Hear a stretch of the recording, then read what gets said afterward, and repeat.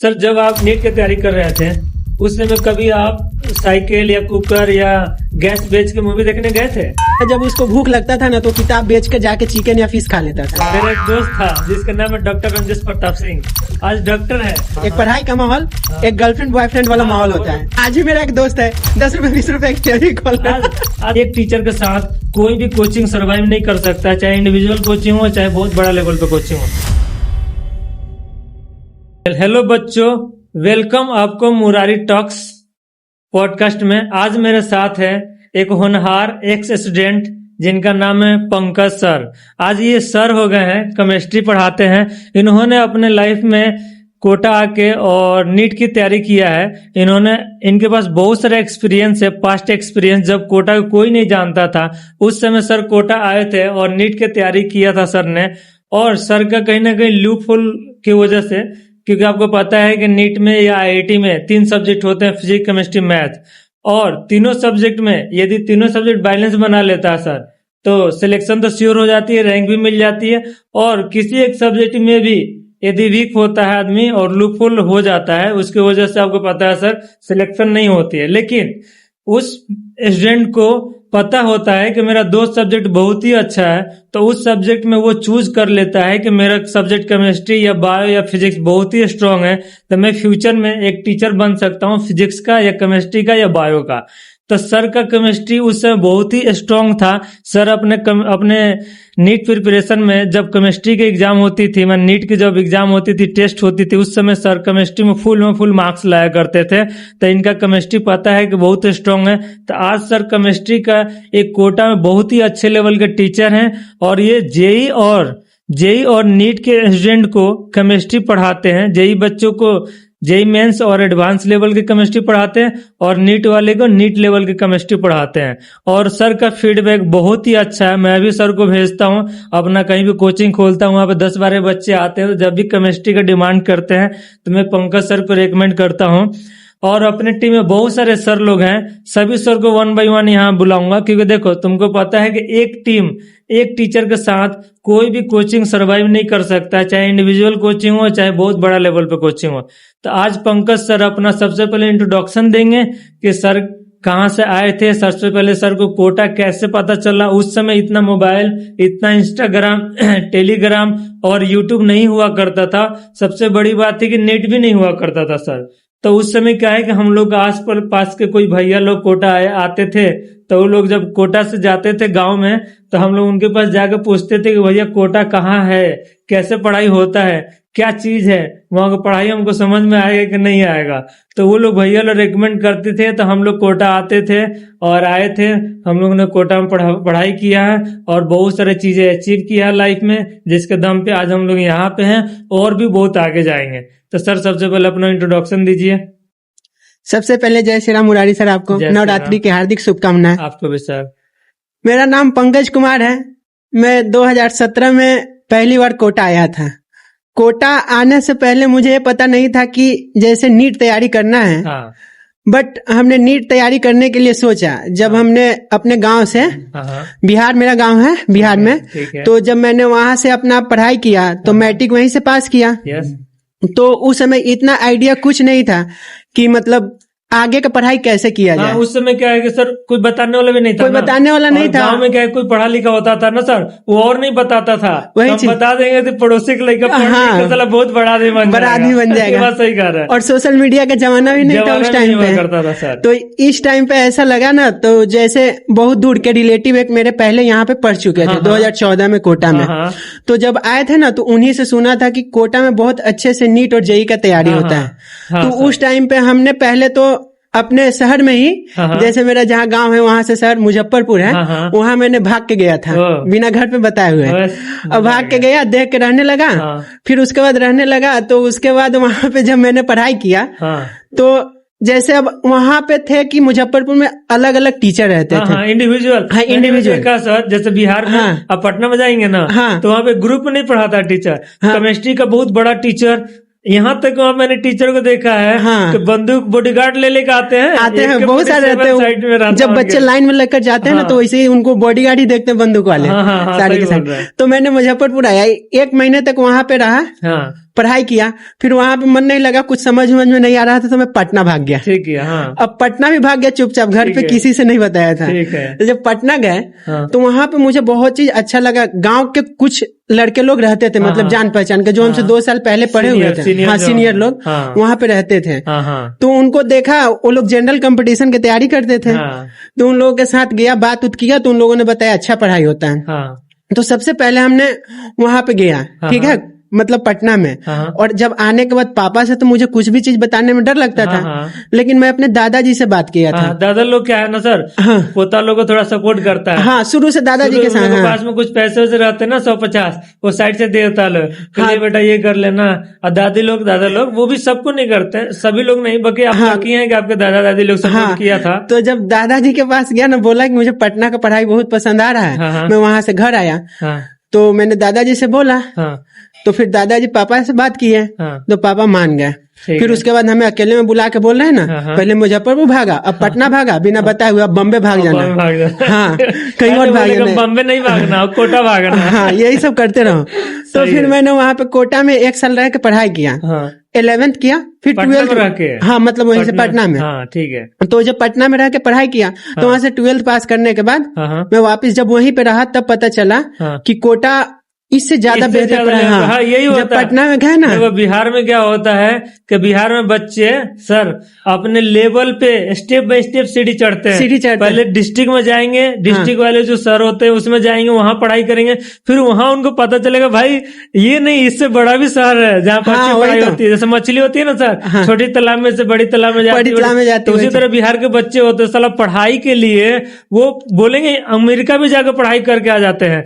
तो उसी तरह पहले क्या करते हैं, गांव से शहर में जाते हैं, शहर से पटना जाते हैं, फिर पटना से कोटा आते हैं। सही बात। यानी यही चीज होती है। बाकी और सिटी में क्या होता है ना, और स्टेट में बच्चे ऐसे नहीं होते हैं, क्योंकि वो उतना नहीं ढूंढते हैं एजुकेशन को, उनके थोड़ा सा एजुकेटेड रहते हैं फैमिली, तो डायरेक्ट गाइड कर देते हैं। लेकिन बिहार के बच्चों को और यूपी के बच्चों का ये क्वालिटी होती है कि वो अपना रास्ता खुद बनाते हैं, और देखो पढ़ाई के लिए घर छोड़ के भाग जाते हैं, शहर में रहते हैं, शहर को छोड़ के पटना भाग जाते हैं, दोस्तों से पैसा जुगाड़ लगा कर आते हैं, और यहाँ तक पापा को नहीं बताते, दादा को चाहे रिलेटिव को, चाचा उचा को बता के, और पढ़ाई के लिए देखो भाई इतना सेक्रीफाई करते हैं, तब उनके पास ज्ञान रहता है, थोड़ी सी नॉलेज होती है, जिसको कोटे वाले लोग या बाहर के लोग बोलते हैं कि बिहार के बच्चे का मैथ बहुत स्ट्रांग होता है, या जो भी सब्जेक्ट बहुत स्ट्रांग होता है, बहुत पढ़ने वाले होते हैं, वो डेडिकेटेड होते हैं। बहुत से बच्चे भागते हैं मुंबई हीरो हीरोइन बनने के लिए, और साला बिहार के बच्चे भागते हैं पढ़ाई के लिए।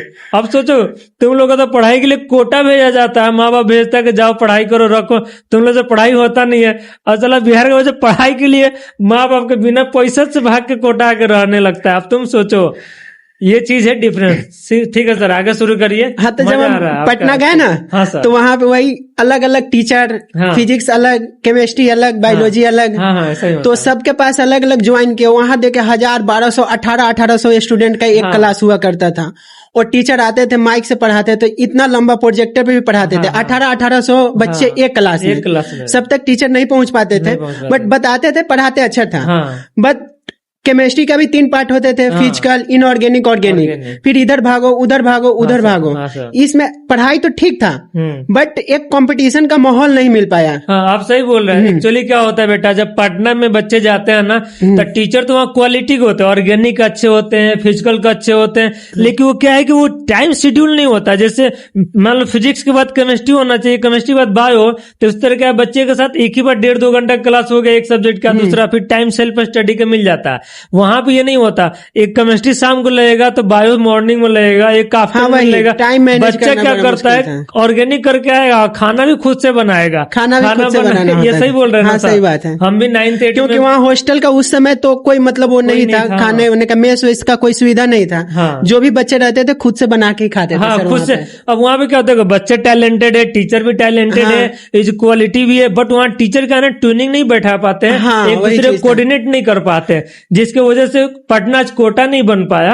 अदरवाइज पटना जो है ना सर, वहाँ पे जो टीचर है ना, जो क्वालिटी वाला मिलता है, 1800 बच्चा बेटा पढ़ता है, 2-2000। अब तुम बताओ कोटा में किसी कोचिंग में 1800 से 2000 बच्चा नहीं पढ़ता है। वो एक क्लास में 1.5 घंटे क्लास में 1800 से 2000 बच्चे पढ़ाते, बट यही है कोई इंडिविजुअली रह पाते हैं, एक टीम खड़ा नहीं कर पाते हैं, एक दूसरे को कोऑर्डिनेट नहीं कर पाते हैं, और थोड़ा सा हमने जहाँ देखा उन्हें तगीरी में फंस जाते हैं। हाँ वही, और एक अलग अलग टाइमिंग होने की वजह से ना क्लास करते करते लोग परेशान हो जाते हैं बच्चे, और टाइम नहीं मैनेज हो पाता है तो माहौल नहीं मिल पाता। बच्चे तो बहुत ज्ञानी हो जाते हैं, बट ये कि कंपटीशन नहीं निकाल पाते, टॉप 100 में रैंक नहीं निकाल पाते हैं, क्योंकि उनके पास सेल्फ स्टडी की चीजें नहीं मिल पाती, टाइम नहीं मिल पाता, वो मैनेज नहीं कर पाते। और तो जब वहां से 12th पास किया तो हमने कोटा आ गया। कोटा आने के लिए घर वाले भी सपोर्ट कर दिए। अब बात है कि पटना में जो भी बच्चे पढ़ते थे ना, तो जो ज्यादा होशियार शुरू से रहे उनके लिए तो ठीक है, बट हम लोग तो गांव वाले बच्चे हैं, कुछ आता पता तो था नहीं, हिंदी मीडियम से पढ़े हुए हैं, तो उतना कुछ आइडिया रहता नहीं, तो उतना भीड़ में उस चीज को समझ नहीं पाए, सर्वाइव नहीं कर पाता, बस किसी तरीके से बोर्ड पास कर रहे हैं। सबसे पहले प्लस पॉइंट ये है ना, टीचर एचओडी क्यों ना हो, कितना बड़ा, उसके पढ़ाई समझने के लिए तुमको अपना बेस स्ट्रॉन्ग करके रखना पड़ेगा। बेस स्ट्रॉन्ग सबसे जरूरी चीज है। राजधानी ट्रेन हर प्लेटफॉर्म पे नहीं रोकती है, साला खास प्लेटफॉर्म पे रुकती है। सही बात है। समझो एचओडी का पढ़ाई तुमको समझना है ना, तो साला तुम्हारा दिमाग उस लेवल पे होना चाहिए। अब ये मत समझो तुम गधे है और तुमको एचओडी पढ़ा रहा, जो रैंक देता है टॉप 10 में टॉप 5 में, उसके पढ़ाई समझने के लिए बेटा तुमको अपना लेवल बढ़ाना है, एचओडी का लेवल नहीं। तो देखो पटना में यही होता है, बच्चे की गलती नहीं है, बच्चा तो सर हिंदी मीडियम से रहता है और वहां पे गया और वहां पे सब इंग्लिश मीडियम ही बुक रहती है, सब चीज टर्म कंडीशन रहती है, अब बच्चा इलेक्ट्रॉन प्रोटोन में ही रह जाता है वहां पे। और एक बात है कि शुरू में जब पटना में पढ़े ना, वहां पे सारे टीचर इंग्लिश मीडियम ही पढ़ाते थे। गांव से हिंदी पढ़ के जाओ और इंग्लिश में पढ़ो, ये बहुत दिक्कत थी। बट कोटा में ऐसा नहीं है, जब बच्चे आते हैं ना तो इनको हिंदी मीडियम का भी इन्वायरमेंट मिलता है और इंग्लिश का भी मिलता है, हिंदी के लिए भी अलग एक बैच मिलता है, ठीक है, चाहे जो भी कोचिंग हो सब में। तो ऐसा चीज था, तो कोटा आए फिर पढ़े, तो कोटा में तो बिल्कुल पटना से अलग इन्वायरमेंट लगा। कोचिंग ज्वाइन किए, आज सुबह 6 बजे से क्लास चलती थी, दिन के 1 बजे तक 7 घंटे का, उसमें 4 लेक्चर 1.5 घंटा का हुआ, फिर बीच में लंच ब्रेक होता था। तो ऐसे ये चीज को धीरे धीरे, शुरू में तो बड़ा कठिन था। जब कोटा आए तो सबसे पहली बात, अचानक से बिहार और राजस्थान दोनों क्लाइमेट इतना चेंज था कि कुछ करने लायक नहीं। पहली बात तो यहाँ पे क्लाइमेट ही सूट नहीं करते कितने बच्चे को, नहीं करता। और दूसरी बात, बिहार के जो लोग हैं ना, सर मैं आपको 2 मिनट रोकूंगा, मैं तुम लोग को बताऊंगा। जैसे जब मैंने भी कोटा जब आया था ना बेटा, तो 6 महीने तक तो मुझे सांस लेने में तकलीफ होती थी। सही बात है। चलो हम लोग बिहार में ना जो नेचुरल एनवायरमेंट है, पेड़ पौधा के नीचे, वहां पर ऑक्सीजन तो ऐसे ऑटोमेटिक सर के अंदर घुसता है, यहाँ पर तो ऑक्सीजन लेने के लिए पूरा सांस लेना पड़ता है, क्योंकि यहाँ पे पेड़ पौधा है नहीं, पूरा मरुस्थल है। तो तुमको देखो, और यहाँ पे टेम्परेचर समझो, विंटर में भी तुमको फैन और कूलर चला के सोना पड़ता है। तो समझो थोड़ा सा मैंने डिफिकल्ट बच्चा फेस करता है, धीरे धीरे तुम सेट हो जाते हो, सर्वाइव हो जाते हो। और दूसरी हेयर फॉल की प्रॉब्लम होती है, जिसपे हम लोग आगे चर्चा करेंगे, अभी थोड़ा इस पे डिस्कस कर लेते हैं सर। हाँ सर बताइए। तो जब आए तो यहाँ पे सबसे पहली बात, कोचिंग तो ज्वाइन की है। हाँ सर। पहली बार जब आए ना, तो यहाँ के खाना ही ठीक नहीं लग रहा था, चाहे कहीं भी हो। तो कोई भी मेस हो, कहीं का खाना पसंद नहीं आ रहा था। एक बिहार के जो बच्चे होते हैं ना, बिहार और यूपी वाले, वो खाने को लोग मतलब बड़ा वही रहते हैं, मतलब कि अच्छा टेस्टी खाना मिले, और उनका दाल भात जो भुजिया का स्वाद होता है ना, उसका कोई, दाल भात चोखा और दाल भात भुजिया, इसका पड़तर कहीं नहीं मिलता। अब मैं तुम लोग को बताता हूँ, देखो इस प्रॉब्लम को मैंने बहुत फेस किया। साला हम लोग लिट्टी चोखा खा के आए, तब यहाँ पर दाल बाटी मिला, साला बाटी को तोड़ रहा, अंदर कुछ निकल नहीं रहा, कुछ है नहीं, सिर्फ आटा और आटा है। लिट्टी तोड़ देते तो उसमें अंदर सत्तू निकलता है, और वो सॉफ्ट होता है। यहाँ पे तो हम लोग उसको दांत से नहीं, उसको काट के, जानते कैसे लाता था मेरा मेस वाला, वो जिसको आरी बोलते हैं या गड़ासी बोलते हैं, उससे काटता था, इतना बड़ा सा बाटी बनाता था, उसको बटला बाबला बोलता है बड़े वाले का, छोटे वाले का बाटी। हम लोग यहाँ पाए थे, जिस दिन वो बनता था ना, उस दिन दिमाग खराब हो जाता था, भाई ये क्या बना रहा। लेकिन आज सही बोल रहे हैं, वो भी वही चीज अच्छी लगती है, मैं ऑनेस्टली बोल रहा हूँ। और इस प्रॉब्लम को मैंने सॉल्व आउट कर दिया है। तुम बिहारी और यूपी वाले बच्चों के लिए मैं मेस हॉस्टल स्टार्ट किया हूँ, और यहाँ पे चलाता हूँ, 100-200 बच्चों को मैं रखता हूँ, और उनको लिट्टी चोखा भी खिलाता हूँ, दाल भुजिया भी खिलाता हूँ सर, और बिहारी टेस्ट में खाना प्रोवाइड करता हूँ अपने हॉस्टल में, क्योंकि मुझे पता है। समोसा भी खिलाता हूँ, समोसे में राजस्थान में क्या डलता है, मिर्ची डलती है, और वो डलती है आलू छिलका वाला ही, आलू छिलका वाले। हम तुम लोग को प्योर बिहार यूपी वाला समोसा खिलाता हूँ। यानी तुम लोग यदि माइंडसेट बनाते हो कोटा का, और जो हॉस्टल ज्वाइन किया है सर, प्रॉब्लम को फेस किया है और डिफिकल्टी को हम लोगों ने मैंने सॉल्व आउट किया है, उसको तुम लोग को नहीं करना है, तुम लोग को डायरेक्ट आना है, तुम लोग घर जैसा माहौल मिलेगा, नेचुरल मिलेगा, कभी ऐसे दिक्कत नहीं होगी। अपना हॉस्टल हर एरिया में है, कोचिंग जस्ट पास में है, वहाँ पे एकेडमिक फैसिलिटी भी देते हैं, वैन फैसिलिटी भी देते हैं, सब चीज प्रोवाइड करते हैं। हाँ सर, आगे बताइए। तो वही चीज, तो खाना का था तो शुरू में 10 दिन तक तो हमने सिर्फ जूस पी कर रहा है। हाँ सर। अब धीरे धीरे कहा जाता है ना कि आप जिस इन्वायरमेंट में रहिए उसको धीरे धीरे अडेप्ट करेंगे। हाँ, या तो अडेप्ट करेंगे या तो उसको छोड़ के जाए, वैसा भेस बनाना ही पड़ेगा। हाँ, तो अब आदमी कोई 1 साल का तो जर्नी था नहीं, 1 महीने की जर्नी तो था नहीं। अब किसी तरीके से 1 साल 2 साल में जब तक नहीं तब तक तो करना ही पड़ता है। तो फिर क्या प्रिपरेशन ऐसा होता है, 4-5 अटेम्प्ट देते रहो, कोई दिक्कत नहीं। हाँ, बेस तो वीक रहता है, बेस तो वैसे भी वीक था, कुछ समझ में 2 साल तक बेस पकड़ने में लग जाता सर। हाँ, तो उसके बाद जैसे समझ में आ जाती है कि नीट क्या होती है, तो बच्चा बोलता है यार अब तो समझ में आया, 1-2 साल और तैयारी करता है, निकाल लेता है। पहले से प्रिपेयर था कि 2-4 साल तो कोटा में रुकना ही पड़ जाएगा, क्योंकि नीट जैसा उस समय तो बहुत जो पेपर होता था ना टफ होता था। एम्स का पेपर एडवांस लेवल का होता था, IT एडवांस लेवल का। तो जो खाना का बात था तो उसको धीरे धीरे जूस पिया, फिर उसके बाद धीरे धीरे अडेप्ट करते करते कर गए। हमारे साथ 3 बच्चे आए थे, 2 लोग अडेप्ट नहीं कर पाए, मेस का खाना खाए। हमने एक मतलब ऐसे ही जब रहने लगा तो आंटी का घर ज्वाइन किया, जिनके PG में रहता था, उन्हीं के घर का खाना खाने लगा तो थोड़ा ठीक लगा। और उसके बाद 2 बच्चे आए थे, तो एक तो शुरू में 1 महीने बाद ही तबियत खराब हो गया तो अडेप्ट नहीं कर पाया, निकल गए यहाँ से। और एक तो 11th किसी तरीके से घींच पीच के किया और उसके लीवर प्रॉब्लम हो गया मेस के खाना खाने से, तो यहाँ से देखो इस चीज को मैं तुम लोगों को सॉल्व आउट कर रहा हूँ। देखो कोटा में 2-3 टाइप के मेस चलती है। एक जिस PG में रह रहे हो उसके नीचे आंटी लोग खाना बनाता है, ज्यादा तेल मसाला मिर्च हाँ, जो लोग जो खाते हैं वही खिलाते हैं, थोड़ा सा नेचुरल बनाता है। हाँ, थोड़ा सा नेचुरल बनाता है और तुम लोग को एक ही सब्जी मिलेगा लेकिन थोड़ा ठीक ठाक मिल जाता है। दूसरा होता है कि साइड में मेस चलता है, बल्क में चलता है, वहाँ बहुत सारे बच्चे 300-400 बच्चे आए खाते हैं, वहाँ खिलाते हैं। और चौथा होता है कि जिस हॉस्टल में रह रहे हो, तीसरा उस हॉस्टल में मेस चलता है, लेकिन वहाँ पे देखो थोड़ा सा बच्चे उसको फील नहीं कर पाते क्योंकि वो लोग पैसा बचाने के चक्कर में कुछ भी खिलाते हैं और तेल कैसे भी सस्ता और उसके बाद खाने के बदले केमिकल यूज करते हैं टेस्ट बढ़ाने के लिए, सुगंध बढ़ाने के लिए। बाकी हॉस्टल में और इस चीज को सिर्फ टीचर ही समझ सकता है, जो इस चीज को कर रहा है, जो इस चीज को हम लोगों ने बहुत प्रॉब्लम फेस किया, तुमको नहीं पता। हम लोग यार पेट में 1 महीना 2 महीने में साला पेट दर्द हो ही जाता था।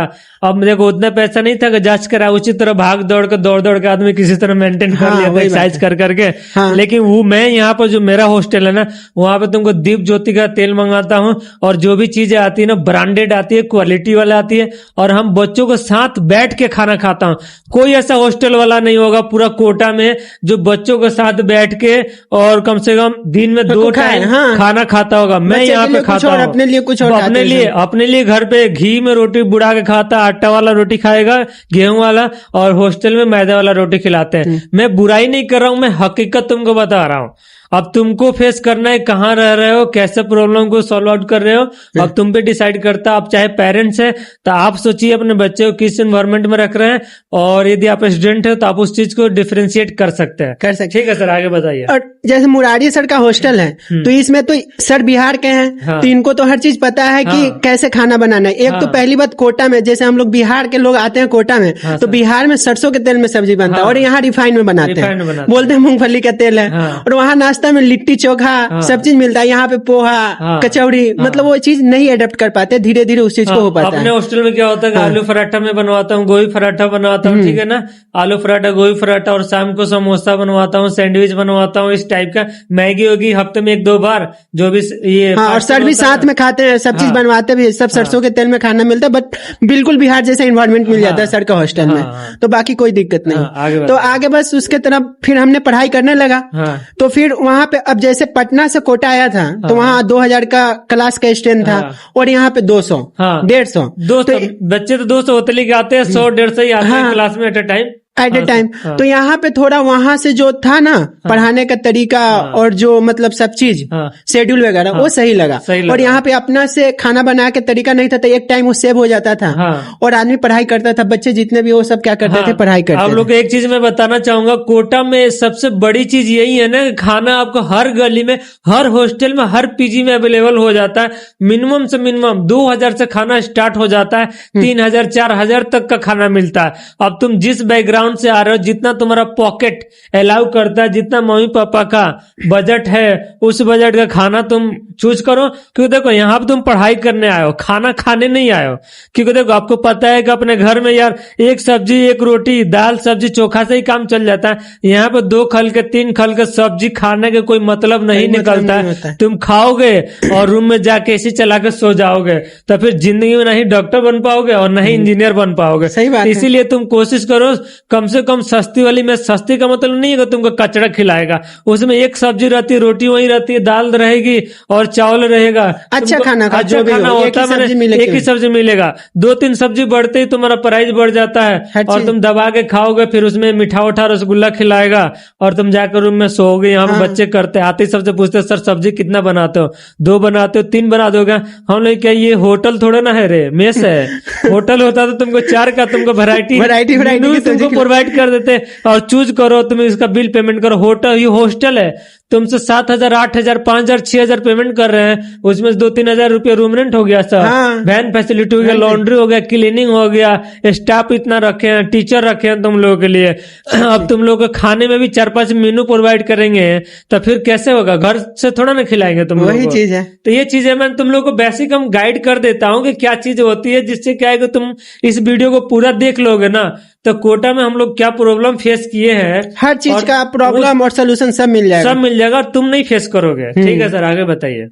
हाँ, तो ऐसे फिर उसके बाद क्लास ज्वाइन किया। हाँ सर। क्लास करने लगा। अब शुरू का खाना तो पसंद आता नहीं था। तो हम लोग क्या करते थे, 2-3 जने जो साथ में थे, तो रात में दूध लाते थे, उबाल के दही जमा देते, सुबह में दही चूड़ा खा के क्लास चले जाते। गुड आइडिया है सर। क्या करते थे, यहाँ पे डेयरी हर गली में हर चौराहे पे मिल जाती है। एक चीज का ही फायदा है, एक चीज का वहां से दूध प्योर मिल जाता है। देखो राजस्थान है, यहाँ पे घास फूस तो नहीं है लेकिन दूध तो प्योर मिलता है, मिल जाता है। यहाँ पे गाय भैंस बहुत ज्यादा है, लोकल एरिया से लोग लाते हैं, दूध प्योर बेचते हैं, गांव से लाते हैं, शहर में बेचते हैं। बिहार में हर गली में गाय भैंस होता है, लेकिन प्योर दूध ढूंढना मुश्किल होता है, क्योंकि आधा बाल्टी पानी भर के दूध दुहने लगता है सब, और 2 मिनट दूध दुहा तो बाल्टी भर जाता है वहां पे। तुम इस चीज का तुम कितना हो, तुम 100 रुपए लीटर भी दे दोगे ना तभी तुमको प्योर दूध नहीं मिलेगा। ये तो रूल है। तो यहाँ पे ये चीज मिल जाता है, तुम दूध लाओ बॉईल करो। तो मैं क्या करता था, मैं रोटी आती थी, मेरे टिफिन में रोटी आता था, हम दूध लाते थे मार्केट से, एक छोटा सा स्टोव रखा था सर, वही गैस गर्म कर देते थे, और सेकंड हैंड स्टोव भी मिल जाती, गैस भी सेकंड हैंड 150-200 मिल जाता है, और गैस 100 रुपया का डाल दिया ना 2-3 महीने चल जाता है। दूध गर्म करता था साला, रोटी तोड़ के उसमें डाल देता था, खा के मस्त, और पढ़ाई दबा करता था, नींद भी नहीं आती थी। और दूध रोटी सबसे बेस्ट खाना होता है सर, दूध रोटी और सुबह में दही चूड़ा। हाँ, दही चूड़ा बस वही खा के चल गए। 7 घंटे क्लास इजी वे में निकल जाते थे, क्योंकि दही चूड़ा खाने के बाद भूख भी उतना अच्छे से नहीं लगता। दही चूड़ा का शरीर है। हाँ, वो चीज है। तो यही चीज है। तो इतना तो इस शुरू में क्लास ज्वाइन किया। हाँ सर। और फिर उसके बाद पढ़ने लगा तो कुछ कोई चीज में प्रॉब्लम आया। केमिस्ट्री के लेके बहुत हुआ था यहाँ पे। जैसे किसी क्लास में ऑर्गेनिक समझ ही नहीं आता था। इवन जो टीचर पढ़ाते थे ना बड़े बड़े फेमस कोचिंग में भी, ऑर्गेनिक को अच्छे से कुछ टीचर को छोड़कर एक्सप्लेन ही नहीं कर पाते थे। समझ गया। तो उसको सीखने के लिए ना हमें बहुत मतलब मेहनत मशक्कत करना पड़ा। मतलब बार बार दूसरे टीचर को डाउट पकड़ के इस चीज को हमने क्या क्लियर किया। और अभी भी कोटा के स्टूडेंट से अगर आप जनरली किसी से भी आप बात कीजिएगा, पूछिएगा ना, तो किसी बच्चा से भी पूछ लीजिए, चाहे वो जेई वाले हो या नीट वाले, उनका ऑर्गेनिक हमेशा बिक रहता है। ये बात सर सही बोल रहे हैं, क्योंकि यहाँ पे कोटा में क्या है ना कि ऑर्गेनिक फिजिकल इनऑर्गेनिक अलग अलग टीचर मिलते हैं। ये तो सही बात है, लेकिन ऑर्गेनिक और फिजिकल तो यार ठीक है, फॉर्मूला और न्यूमेरिकल होता है, एक्सप्लेन हो जाती है। इनऑर्गेनिक भी हद तक तो रटने वाला हो जाता है, लेकिन ऑर्गेनिक यार दोनों का मिक्सचर होता है सर। थोड़ा सा समझने की भी जरूरत होती है, रटने की भी। समझ नहीं पाओगे, तुम मर जाओगे, 10 जन्म भी ले लोगे, तुम रट नहीं पाओगे रिएक्शन को। तो उस चीज को सर ने फेस किया, मैंने ही बहुत फेस किया था। और सर उस प्रॉब्लम को सॉल्व आउट करने के लिए जिन बच्चों को पढ़ाते हैं उनको ये दिक्कत नहीं आती ऑर्गेनिक से रिलेटेड। हर बच्चे सब कोचिंग से पढ़ के बैठ जाते हैं न, उनका जब देखते हैं ना, हम लोग जाते हैं पढ़ाने, जैसे आपने हमें कई जगह भेजा। उसके बाद जब हम पढ़ाते हैं तो उनका देखते हैं कि मॉड्यूल हो गया, जितने भी असाइनमेंट मिले हैं ज्यों का त्यों रहता है। इवन नोट्स भी अच्छे से नहीं बनाते, बोलते हैं कि टीचर जब पढ़ाते हैं तो नींद आने लगता है। अब क्या क्या पढ़ा देते हैं कुछ समझ में ही नहीं आता, क्या SN1 क्या SN2 क्या E1 क्या 2 क्या E2 है ना, कुछ उनको समझ में ही नहीं आता। अब उसी बच्चे को जिसको ऑर्गेनिक का O तक भी नहीं आता, केमिस्ट्री का C तक भी नहीं आता, और वहां हम लोग जाते हैं ना, उस बच्चों को इतना भी नहीं आ रहा था, बट उसी को 1 महीना 2 महीना 3 महीने तक जब बच्चे पढ़ते हैं ना, तब उनको लगने लगता है ये तो कुछ था ही नहीं। उसको एकदम जीरो से शुरू करके हर चीज समझाते हैं। ऐसा कितना स्टूडेंट हुआ। एक बच्ची का कहानी बता रहा हूँ, यही अपने ट्राईपोलिस का है। वो शुरू से बास्केटबॉल खेलती थी, और उसके 12th के मतलब एग्जाम देना था, तो उसको ये समझ में नहीं आ रहा था कि क्या करे, कुछ नहीं पढ़ी थी, इवन उसको कार्बन के एटॉमिक नंबर भी नहीं पता था। और जब हम 12th का सिर्फ स्पेशल बात करते हैं ना, तो ऑर्गेनिक 50% कवर कर लेता है पूरा, और 50% मीन ऑर्गेनिक और फिजिकल है।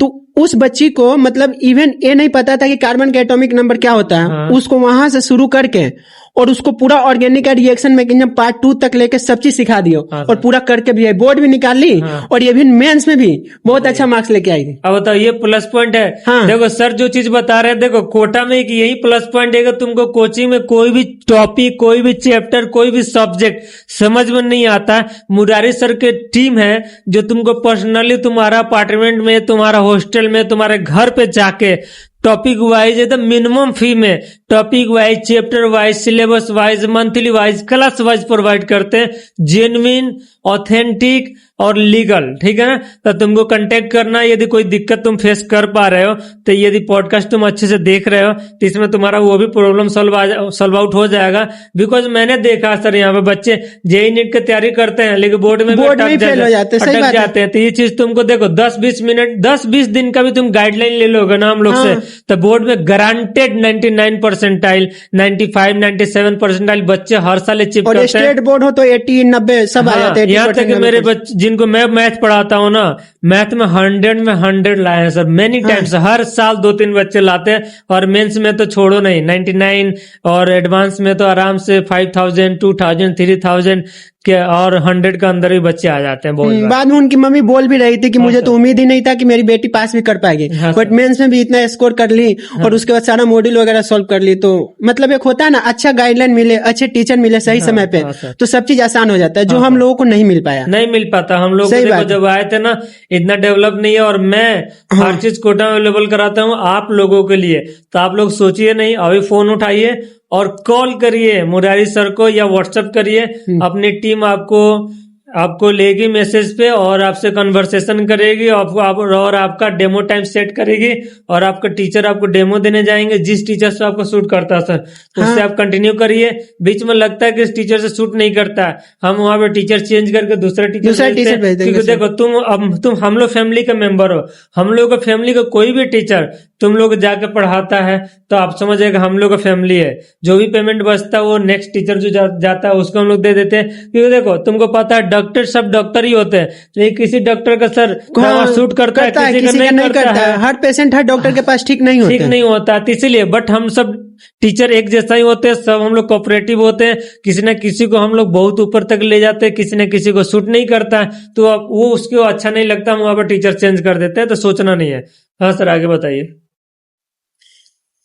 तो बस इस तरीके से अब पढ़ाने लगे। उसके बाद नीट तो नहीं हुआ, कोई बात नहीं, बट पढ़ाने लगे। पढ़ाने से कोई बात नहीं। सर का केमिस्ट्री इतना अल्टीमेट है, ऑर्गेनिक केमिस्ट्री खासकर, कि इसमें जो सर ने फेस किया था ना ऑर्गेनिक केमिस्ट्री में, वो तुम लोग कभी फेस नहीं कर पाओगे यदि सर से कभी गाइडलाइन लेते हो, कभी मेंटरशिप लेते हो। मेंटरशिप भी हम लोग देते हैं, उसमें बच्चों को बताते हैं सर कैसे पढ़ना है, कब सोना है, सोने से पहले क्या पढ़ना है, सोने के बाद उठते ही क्या पढ़ना, सब चीज गाइड करते हैं प्रॉपर। जैसे छोटे बच्चों को LKG UKG में सर करते हैं ना, उस तरह हम लोग जेईई और नीट, और हम लोग बच्चे के अपने टाइम के अकॉर्डिंग, बच्चा जो टाइम चूज करता है उसके फैसिलिटी, जब उसको अच्छा लगे उस टाइम पे भी हम लोग अवेलेबल रहते हैं, जाके पढ़ाते हैं, है कि नहीं। तो ये सब चीज एक इस तरीके से क्या होता है, उनको एक एक्स्ट्रा फैसिलिटी मिल जाता है। और हम लोग चाहे उनके पास जो टेस्ट पेपर हो, जिस कोचिंग का भी हो, जो मॉड्यूल हो, सब सॉल्व कराते हैं, कहीं नहीं छोड़ते हैं, सब चीज उनका तैयारी हो जाता है। हाँ सर, चलिए अब सर से हम थोड़ा सा 2-4 फनी क्वेश्चंस करेंगे।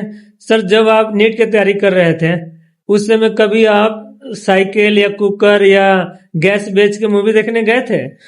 इस टाइप का कोई स्टोरी है आपका? जब पढ़ने लगे थे ना यहाँ पे, हाँ सर, तो जो 2 साल जब हमने पढ़ाई किया तो उस बीच में तो एक बार भी हम ऐसा नहीं किए।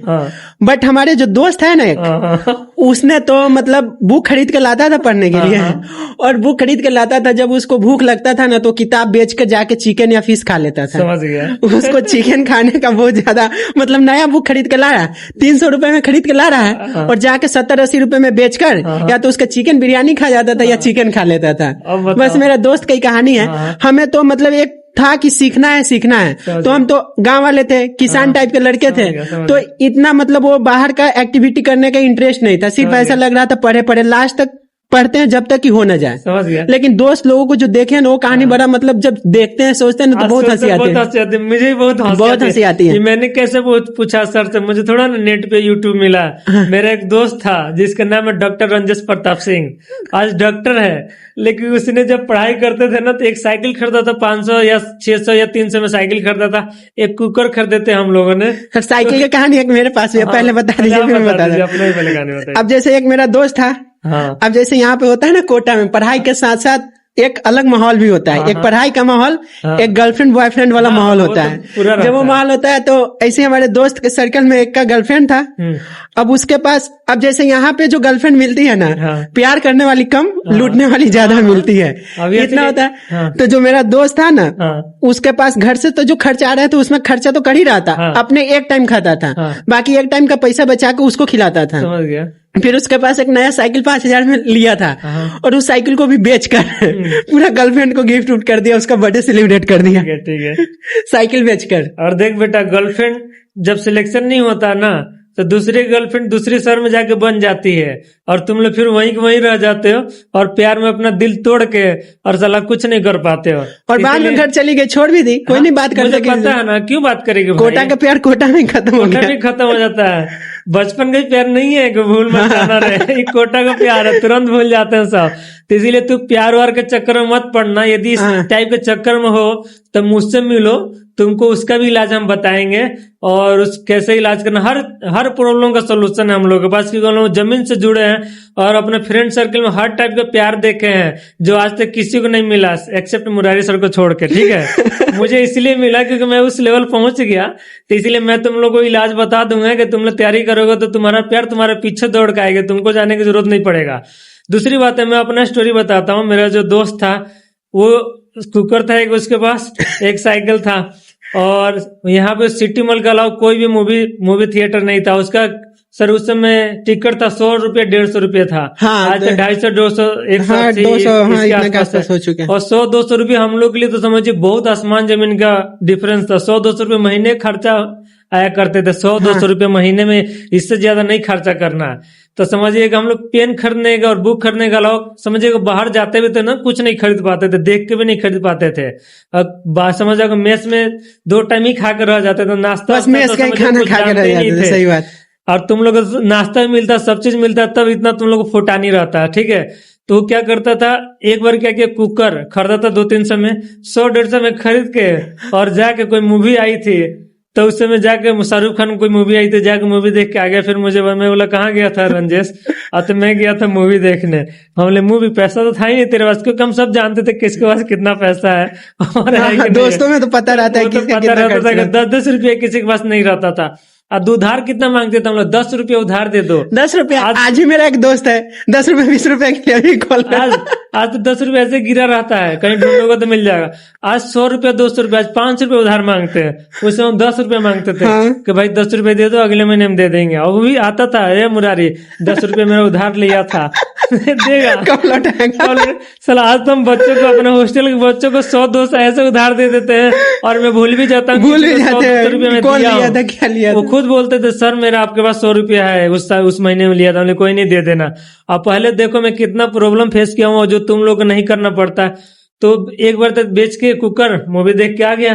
मैं बोला कि यार तुम्हारे पास पैसा नहीं था, खाने के पैसे नहीं है। वो खुद मांगता था हम लोग से, कभी कभी हम लोग पास खुद नहीं रहता था।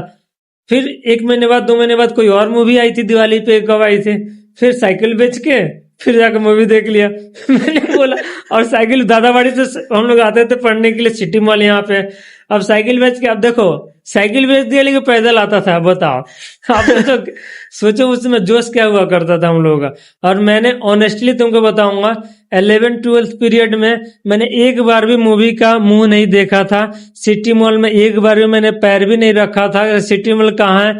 लेकिन मैं जब लाइफ में सक्सेस हो गया तो मैं मूवी भी देखता हूँ और सिटी मॉल भी फैमिली को ले जाता हूँ, शॉपिंग कराता हूँ, बच्चों के साथ जाता हूँ। वो मेरे लिए बहुत नॉर्मल हो जाता है, टाइम के बाद सब सोने ही लगता है, नॉर्मल हो जाता है। तो वो जब मैं बच्चों को देखता हूँ ना सिटी मॉल पे अपना फ्रेंड के साथ या दोस्तों के साथ, तब वो मैं उस सीन को याद करता हूँ कि यार इन लोगों का फ्यूचर क्या होगा।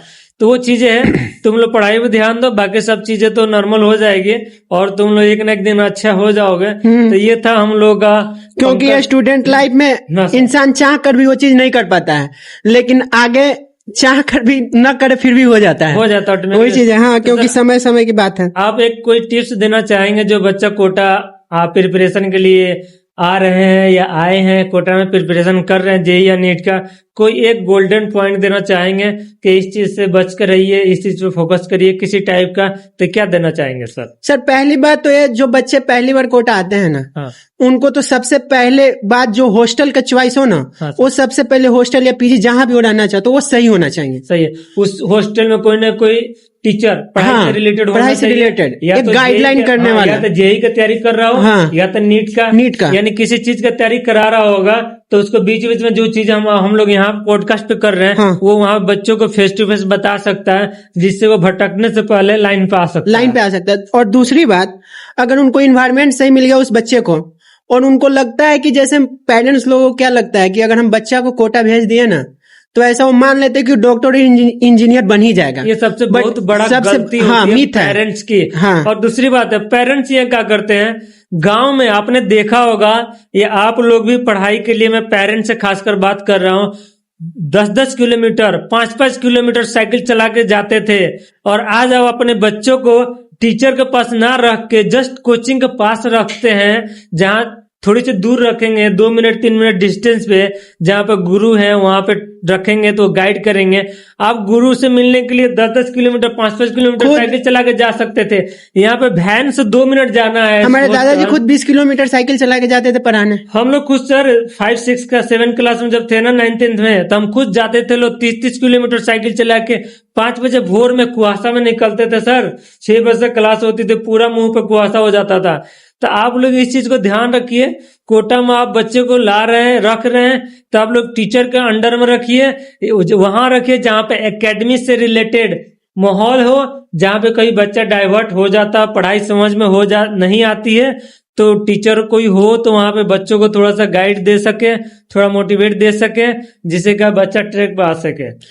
तो फिर उसके बाद जब बच्चे यहाँ पे कोचिंग ज्वाइन कर लेते हैं, हाँ, तो फिर पेरेंट्स ये भी मान लेते हैं कि बच्चा को इस कोचिंग में, नामी कोचिंग में डाल दिए, हाँ, अभी कर लेगा वो कर लेगा, है ना। ये सबसे बड़ा उनका भूल होता है, क्योंकि हर बच्चा का कैच करने की इफिशियंसी जो पढ़ाई है ना, एक जैसा नहीं होता। उस चीज को सिर्फ वही बच्चा कर सकता है जिनका बेसिक बहुत ज्यादा स्ट्रांग है। लेकिन एवरेज जो बच्चे होते हैं जो गांव से आते हैं, हाँ, उनको इतना आइडिया नहीं रहता है कि पढ़ा कैसे जाता है, उनको ये भी सब चीज पता नहीं रहता है। हाँ, तो उस चीज को अगर शुरू में बच्चा भांप ले, हाँ, और उनके पेरेंट्स भांप ले, और हाँ, उसको शुरू से ही जैसे हम लोग गाइडलाइन देते हैं, हाँ, ऐसे टीचर अगर उनको प्रोवाइड कर लिया जाए तो 2 साल उनके लिए काफी है नीट और जेईई क्रैक करने के लिए। तो इसीलिए मैं आप लोगों को बोलूंगा, यदि आप लोग कोटा अपने बच्चों को भेजते हैं तो नामी कोचिंग, बड़ा कोचिंग पे नहीं दौड़े, किसी भी नॉर्मल कोचिंग पर रखिए जिसका फी अफोर्डेबल हो, आप लोग पॉकेट फ्रेंडली हो, जो पैसा बचता है उसमें आप उसको होम ट्यूशन पे आप खर्चा कीजिए, होम ट्यूशन, पर्सनल मेंटरशिप ले लीजिए, जिससे हफ्ते में 1-2 बार भी बच्चा टीचर के टच में रहेगा, टीचर उसको बताते रहेगा कब पढ़ना है, उसका ट्रैकिंग करते रहेगा, आपको फीडबैक देते रहेगा। क्योंकि हम लोग जैसे होम ट्यूशन में जाते हैं पढ़ाने, तो वहाँ पे बच्चे को कभी बच्चा मानते ही नहीं, बिल्कुल दोस्त की तरह बिहेव करते, चाहे लड़का और लड़की सब अपना बात शेयर करता है, तो इससे उसका माइंडसेट का पता चलता है कि बच्चा किधर जा रहा है। अगर वो ट्रैक से जा रहा है तो उसके अकॉर्डिंग उस पर हम लोग काम करते हैं कि सही डायरेक्शन में आओ, है कि नहीं। तो ये सब बात होता है, क्योंकि ये चीज बहुत जरूरी चीज है बच्चे को समझना और पेरेंट्स को इस चीज को समझना। भले वो नामी कोचिंग पर 1.5 लाख 2 लाख रुपए दे देंगे, लेकिन होम ट्यूशन में उन्हें लगी तो एक्स्ट्रा पैसा, यही चीज उनको सेव करता है, कर पाते हैं। हाँ, जो सिलेक्शन का मेन की पॉइंट है, हाँ, उस चीज को समझ नहीं पाते। गाइडलाइन है, जो टॉप रैंकर होते हैं, टॉप रैंक क्यों दे देते हैं, क्योंकि उनके पीछे कोचिंग वाले क्या करते हैं, पर्सनल टीचर लगा कर रखते हैं, पर्सनल मेंटरशिप देते हैं। और आप लोग तो इतना लकी है नहीं कि आपको कोचिंग वाला पर्सनल मेंटरशिप लगा देगा, मेंटरशिप लगा तो आप लोग क्या करिए, साइड से मुरारी सर का फॉर्म फिल्स इंडिया जो अपना संस्था है, जो इनिशिएटिव है, वो आप लोग को फॉर्म भरने से लेके होम ट्यूशन हर टाइप के गाइड करते हैं, हॉस्टल दिलाने से लेके यहाँ तक कि हमारे हॉस्टल में जो बच्चे सर यहाँ पर रहते हैं ना, उनको फ्री ऑफ कॉस्ट में शाम को 9 से 11 बैठ के हम पढ़ाते हैं, होम ट्यूशन देते हैं, पर्सनल गाइडलाइन देते हैं, पर्सनल मेंटरशिप देते हैं। हाँ, तो अगर ये सब चीज मिल जाए तो बच्चे के लिए नीट आसान हो जाता है, जेईई आसान हो जाता है, कोई दिक्कत नहीं है। ठीक है, यदि आप लोग इस टाइप से रिलेटेड पॉडकास्ट देखना चाहते हैं तो मुरारी टॉक्स को सब्सक्राइब करें, लाइक करें, शेयर करें। और आप यदि चाहते हैं मेरे पॉडकास्ट में नेक्स्ट सीट पे बैठना, तो आप अपना डिटेल नीचे कमेंट में कमेंट करें मोबाइल नंबर के साथ। मुरारी सर की टीम आपको कांटेक्ट करेगी और जल्द आपको इनवाइट करेगी मुरारी टॉक्स पे। तब तक के लिए बाय बाय, जय हिंद। जय हिंद सर।